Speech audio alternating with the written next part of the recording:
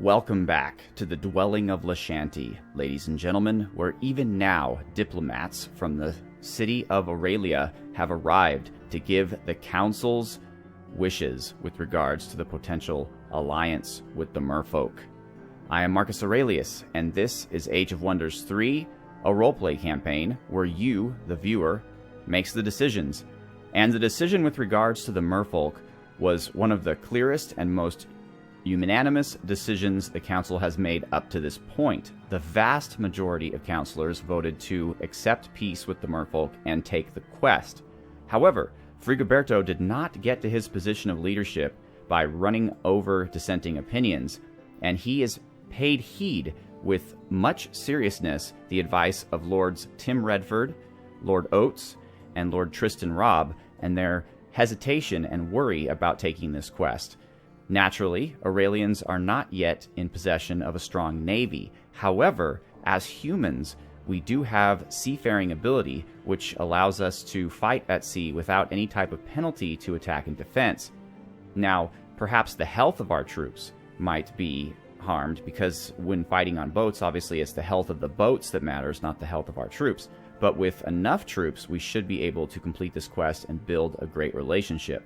So Lord Frigoberto is going to move forward with the will of the council on this matter. And their borders have now been opened to us. Our scout's actually going to head back to try to find out exactly what these enemies are. Now, with regards to selecting a skill to research, the council had numerous ideas, but the winning idea with the most support was training regimen. And this is where I state that many of you in your votes voted for multiple things. Since I couldn't really read your mind, what I did in that instance was whatever you voted for first. So whatever you put first is what vote I counted. So for example, if 2 research paths or 2 hero upgrades were of equal votes, I counted your vote for the one you put first. Okay? If you don't want that to happen in the future, only vote for one thing. Alright. Production for Aurelia. Our builder has been produced then, I suppose? Yep. Alright, well, we're at a point right now where we probably could use some more troops, but there's a lot of things we can build that won't take very long. A shooting ground will improve our archers, which is great, because I think even some of our warrior class troops have ranged weapons. Maybe this only applies to archers, I'm not sure. It doesn't really make it clear. An arena would improve the strength of all of our infantry units. Again, that's really great. And those are both 1 turn only. So we're going to go with the arena for right now.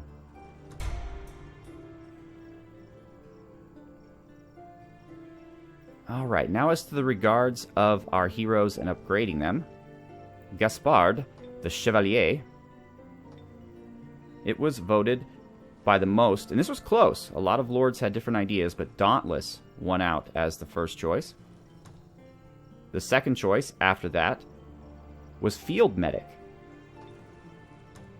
And the third choice after that was Melee Command.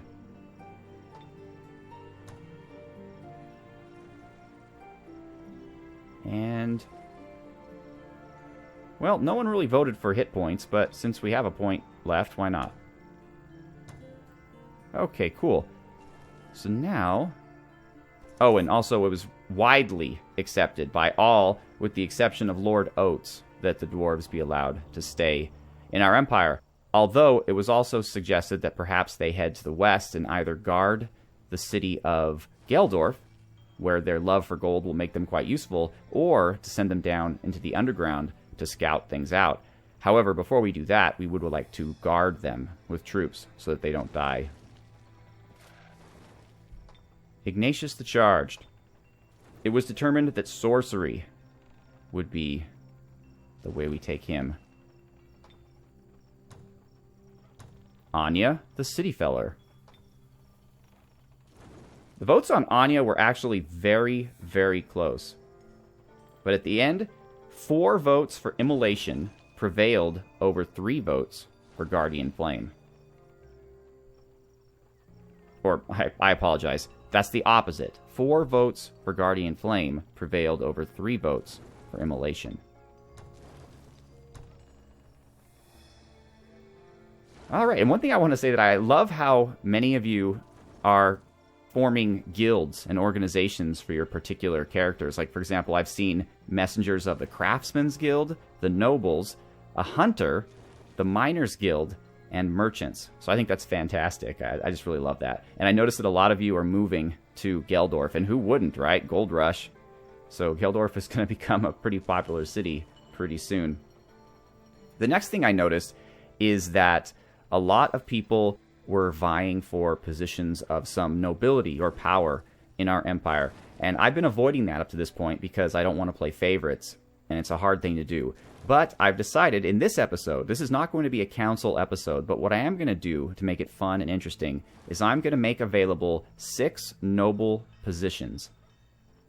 Now, these positions don't have any effect on the gameplay or how we're going to move forward. That still is based on council votes, but these positions will be granted out based on voting. So if you want to, in this episode now, not necessarily a council episode, but this is a voting for nobility episode, if you want to run for one of these 6 positions, state your case in the comments, and the more people who vote for you, I'll give it to whoever gets the most votes. Now, just to make it clear how voting should happen, in order to support someone's vote, if someone puts a comment that says, I would like to be X position, then in order to vote for that, you have to reply to that comment with a comment of your own saying, I support this, or I vote for this. Okay, clicking the thumbs up doesn't count. You have to actually voice your support. So, and you can talk amongst yourselves and try to solicit votes, maybe trade votes. That'd be fun. Like, you vote for me for this, I'll vote for you for that. However you want to do it is fine, just so that I can count it fairly. Write a comment of what position you want, why you think you should have it, and then anybody who supports you will then reply to that comment saying, I support this, or I vote for this, or this person. Sound good? Okay, here are the noble positions available. First, we have the Mayor of Aurelia. Okay, the Mayor of Aurelia. Then, we have the Mayor of Gildorf. Then, we have the Master of Soldiers, who will be in charge of recruiting and training all of the troops of our empire. Next, we have the Chief Ranger, who will be in charge of coordinating our scouts and explorational activities, locating places for new cities, that type of thing. Then we will have the Minister of Magic, who will basically be in charge of all of our magical studies. Mana will be in charge of our instructions on magic use, and generally be our representative mage on the small council of Frigoberto. And then finally, to counteract that, we will have the Pontifex Maximus, who will be the chief priest, who represents all of the varied religions of the Aurelians on the council. Now, once again, these are just for flavor. These people will not have more of a say in council decisions than anyone else, but I just thought it's a neat little way to get people what they want, because a lot of people wanted different jobs. So there you go. If you're interested in one of these positions, go ahead and lobby in the comments to other people and try to talk other people into voting for you. I will, of course, list the positions in the comments, so you don't have to just remember what I just said. It'll be there. But let's see how this one goes. All right, folks? All right, there we go. Moving forward. And that's like nearly half the video. Okay. Domain invasion. Oh, we've taken care of that. And race militia, that's good too. Okay, great.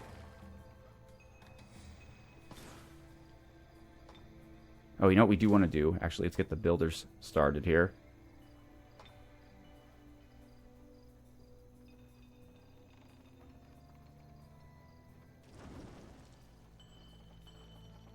Never done this before. Not sure how it works.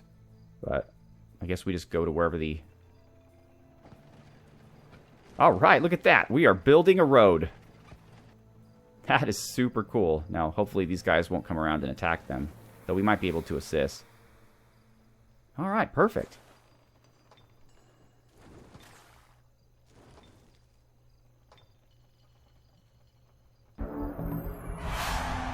Let's look over here. See what they do. Oh, this is not a random traveling army. This is actually a guardian army, so we don't have to worry about that.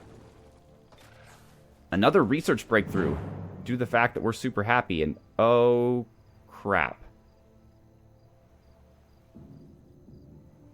It appears that our dwarves on the way to the city of Aurelia have been waylaid by a large group of bandits, including one we've never seen before, a lesser shadow stalker.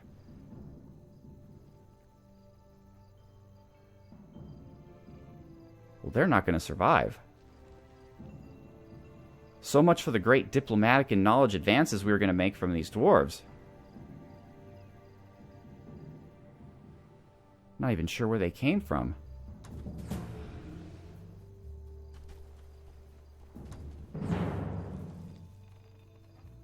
And now Gildorf is being attacked by an independent army of lost souls with the Tigran Reanimator. The Tigrans, they've come back. Man, they move fast.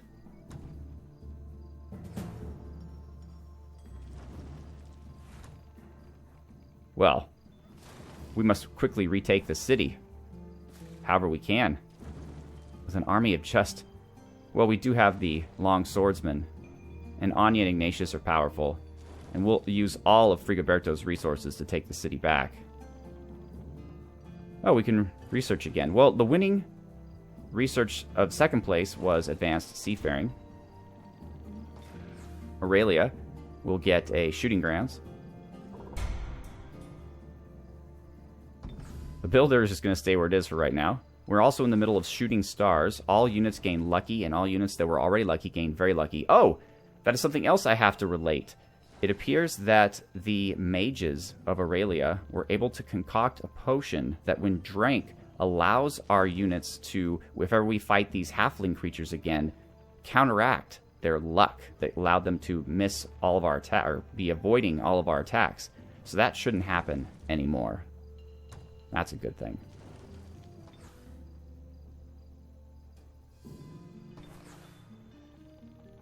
You made a big mistake, this Tigran.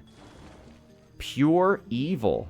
The outpost of Gildorf now. It's been taken over by a pure evil Tigran necromancer. Well, we'll have to put an end to that.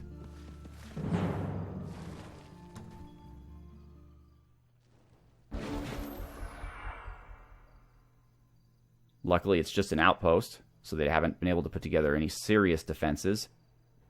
Plus, they're going to have to come out after us, because I don't believe they have ranged attacks.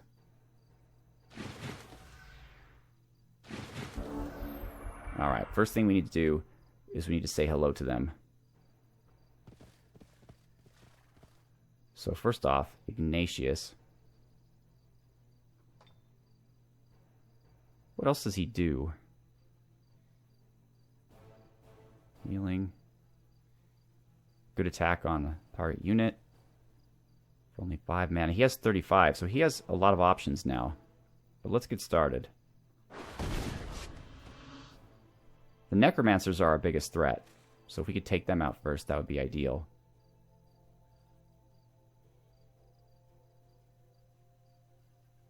Anya doesn't really have any ranged attacks, but that's okay. Frigoberto does. But we can't cast a spell this round. That's alright. Let's have them come to us now. Oh, look at that. Tricky little trixies. How interesting. They're not coming after us.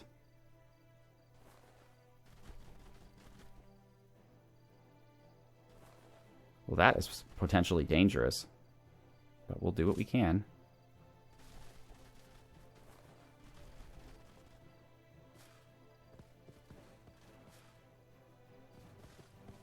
Let's see who has more mana, Ignatius or these creatures.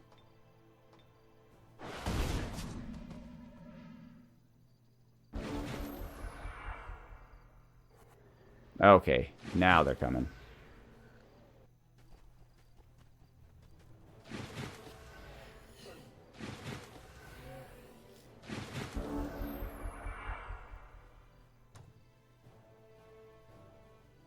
Frigoberto really doesn't have much in the way of a direct damaging spell. We should change that at some point. So we're going to have to rely on Ignatius once again. This will mostly drain him out. The necromancers are gone.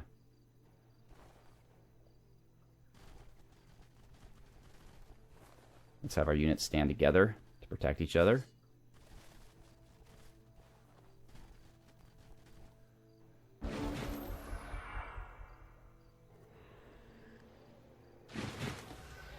Excellent. Without their leadership, they're kind of confused and are now charging directly at us.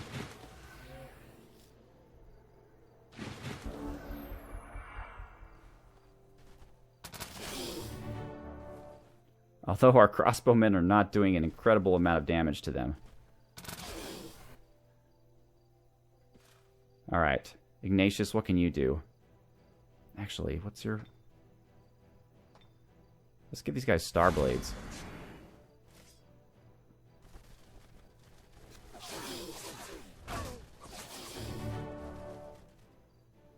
That was very effective.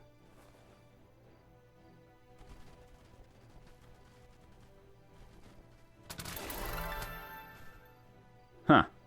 Now they're getting lucky. Alright, city feller. I don't necessarily want you in melee just yet. We could fire a musket. They do have physical protection. Satura would be incredibly useful in this army. It doesn't matter, though. Even with physical protection, she was able to take him out.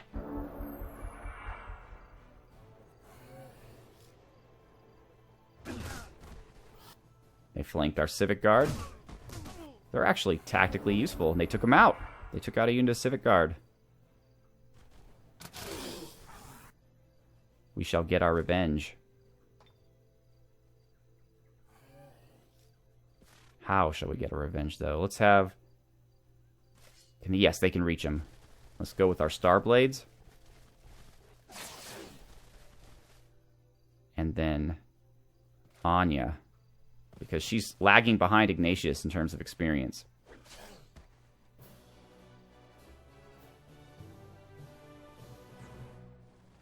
Alright, well, the city's back. We did lose a experienced unit of Civic Guard, but the Council kind of wants to phase out the Civic Guard anyway. As far as production, we're going to get back on track with our storehouse. And we're going to leave Anya here until we can build up some walls.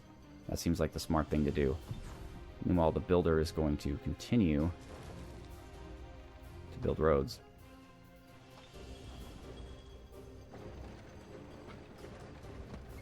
Excellent. And he can also build roads to the west to get that watchtower whenever we get a chance. But we need to figure out where these enemies are coming from. We've already taken away one enemy base. Looks like there's a second one here. Two of them, actually, in the west. So we definitely need to guard the west. We should guard the cave entrance, too, because who knows what will come out of there.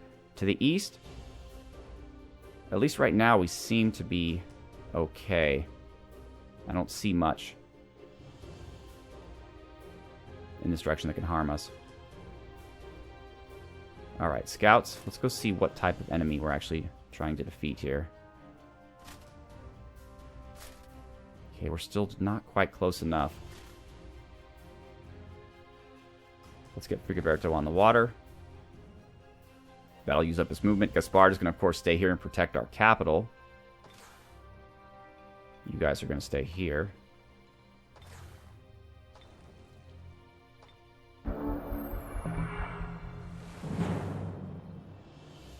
Okay, our scouts are being attacked by two boats. Frigate warships. They seem pretty tough. Let's see.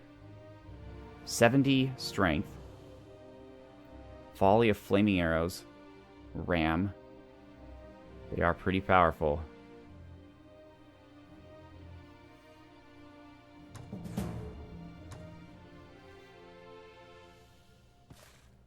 What type of abilities do we have while we're on boats?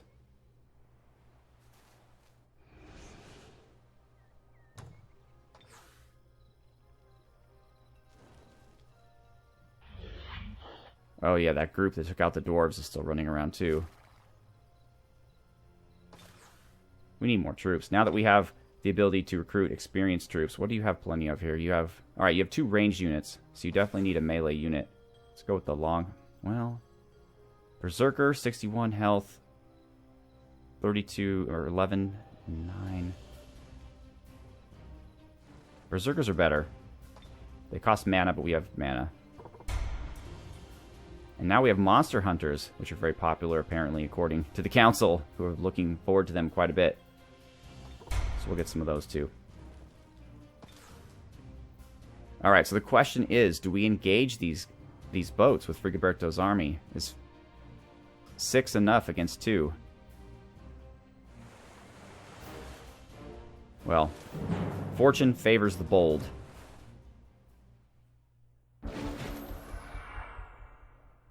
They do not attack unarmed Aurelian scouts and live to tell the tale.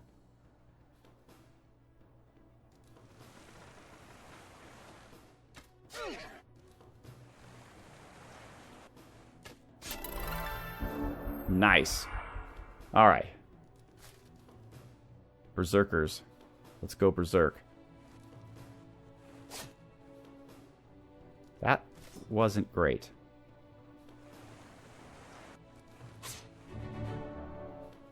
Neither was that. Let's see. Okay, so we can use our bow.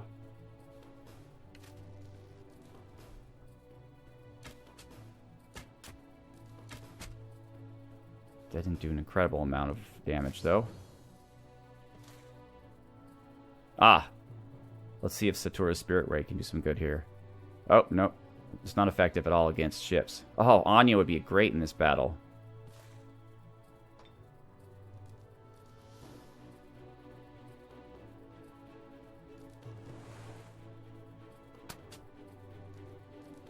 Alright, Satura, do you have anything that can hate us, though?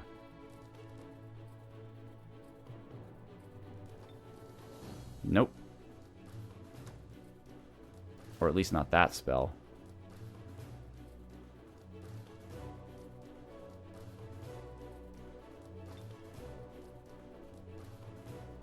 Interesting that though these boats have ostensibly living units on them, controlling them, spells that affect those units are ineffective.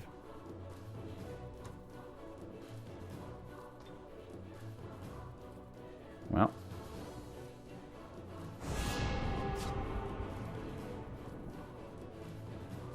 Let's do what we can.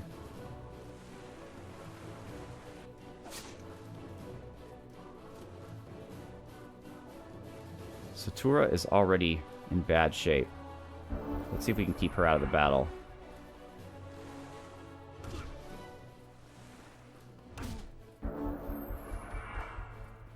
I think we're going to be okay. Alright, we can't use that.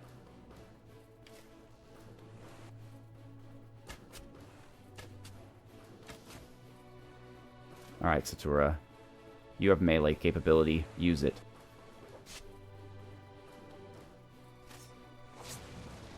One down.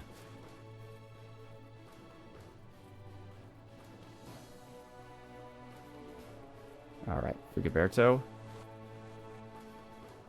Ballista. Nice.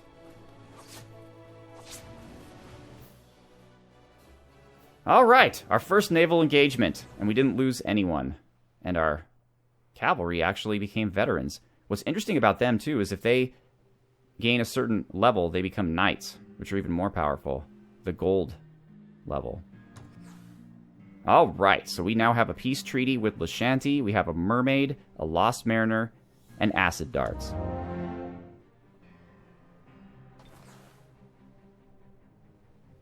Okay. That is fantastic. Let's take a look at our new units. So our mermaids... Oh, we got more than one. Big-breasted they may be. Ain't for flotation neither. Steer clear of fishy wives. Sink any man they will. Any woman too, ain't picky. Why? Who knows what goes... Hey. Who knows what goes round their fishy brains? Blasted creatures. Lost me pappy to 'em. They do make for good ship ornaments, though. Harbor folk having their say, by Imelda Troutfisher. Well, they're washing their hair. That's nice. They are lucky. Oh, everybody's lucky, I think. Let's see. Mind control immunity. They have the seduce ability. They can, of course, swim. And when they get a gold medal rank, they evolve into a siren. That's awesome. True sight. They can see concealed and invisible units.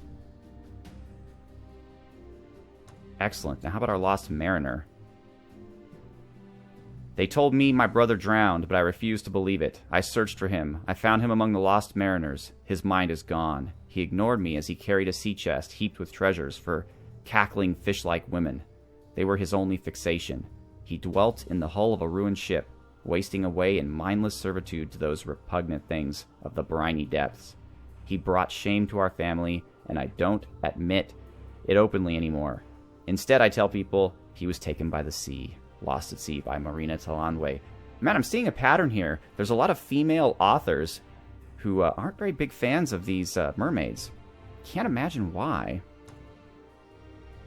And we're at peace with these guys now. What do they have? They have mermaids of their own. A baby kraken. Aw, it's a baby. How adorable. Terror from the deep. It does +6 against ships. Ooh. Alright, good. Well, we're going to get Frigoberto back to the safety of land as soon as we possibly can. That's very important to us. Meanwhile, our new sea army, I guess, will scout out the sea.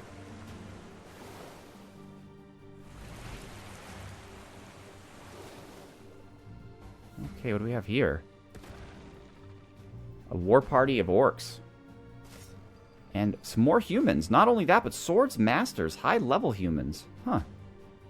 Frigoberto is quite concerned about all this. Oh, shoot. I forgot to pick this up. Alright, you know what I've been thinking? A lot of the votes that the council puts forth, they vote on the big issues, like the political issues, but they don't really get involved too much in how to up-level leaders. So, Frigoberto would like to petition with the will of the council that he just be able to level up leaders and train them new skills on his own accord. If the council disagrees, they could say so, but it appears that the interest in really taking a direct stance on how the leaders are leveled up is not interesting to the council, or at least as interesting as other things. +1 melee strength.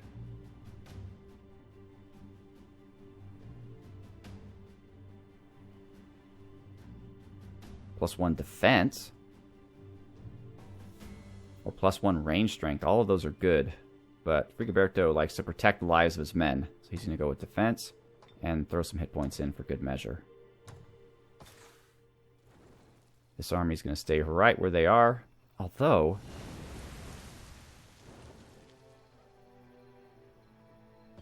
Anya is brash, and Ignatius is magically powerful, although the builders are useless. Yeah, we'll wait till we have another unit join.